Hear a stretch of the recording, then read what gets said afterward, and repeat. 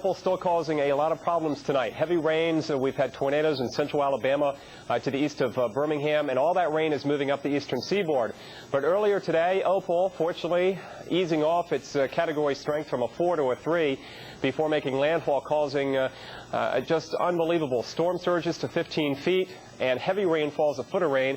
Here we are in Pensacola. You can see the streets underwater. The worst damage so far has come in from the coastal areas of Escambia, Santa Rosa, and especially Okaloosa County, but ponding on the highways. And look at those winds along the Gulf Coast before Opal made landfall. Winds gusted as high as 144 miles an hour, the stop sign vibrating, and people wading through streets. It has been quite an afternoon and evening in those areas.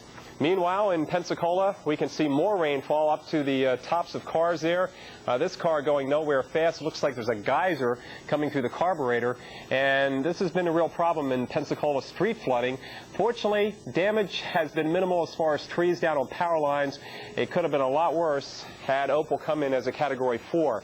Here are the peak winds that we clocked as Opal made landfall in Mary Esther. That's in Okaloosa County, and right now it seems like that area along the coast around Destin and Fort Walton Beach taking the brunt of Opal. Remember, when a hurricane makes landfall, it's to the right of the center. In this case, to the east, the 30 to 40 mile stretch to Panama City, getting terrific flooding, the high seas over the highway there, Highway 98, also in Appalachia Bay. We've had reports of quite a bit of a storm surge and damage and beach erosion and coastal flooding. Here are some of the damage reports so far. Unfortunately, a tornado and one fatality in Crestview. Pensacola, trees down and roof damage, but certainly it could have been a lot worse. But away from the coast right now, things don't seem as bad as they could have been. In fact, in Pensacola, even power on in many areas, at least last checking in with our Bill Keneally. Okaloosa County, again, those beach areas getting hit hard along the coast, but in the interior, much better. Here's the latest on Opal. Hurricane Opal zipping now along to the north-northeast. If we can take a look at the latest on Hurricane Opal, you'll see what's going on. And it's racing now up through Birmingham and Atlanta. The darker red indicating the strongest convection, the higher clouds. We're still getting wind gusts to 60 to 70 miles an hour. This is still a Category 1 hurricane, believe it or not, and it's almost about 175 miles an hour away from the coast, and it's moving quickly. The problem overnight will be wind and rain and flooding.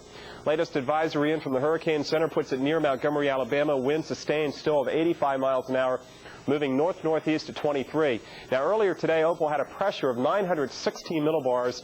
Nobody basically here, John Hope, or at the Hurricane Center had ever seen a hurricane deepen or the pressure drop that quickly overnight last night and early this morning. Fortunately, it weakened a little bit before it made landfall. Hurricane warnings are still up from Mobile to Anclote Key, and a tropical storm warning for the Tampa-St. Pete area. We're expecting these watches and warnings will be dropped first thing on Thursday morning. The problem, though, will be the rain and still the risk of a tornado. I think this may have been extended. I'm not sure. I'll check in on this. I'm pretty sure the earlier watch in Florida was canceled or expired just a few minutes ago, but we'll check in to see if this watch continues for the rest of tonight. Meanwhile, take a look at the radar, and we're not quite sure. Let's take a look at the severe weather printer, and as far as I know, that watch is no longer valid. All those watches have now expired in Florida. Now, the worst of the rainfall has moved away from the Panhandle area. It's a dry night, or drier night, but a lot of wind still blowing in from the south and southwest around Panama City and Destin. Here's where we have the problems tonight. Huge amounts of rain around Chattanooga to Birmingham, Atlanta, back to Carrollton, and along I-20.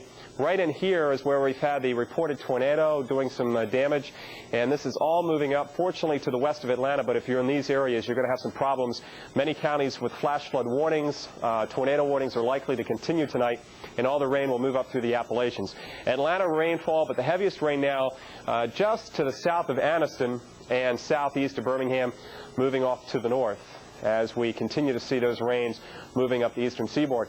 And watch out in Florida. We have showers and thunderstorms continuing, a strong line of storms moving off to the east and northeast, and these storms, too, could put down a tornado or two along with a lot of heavy rainfall.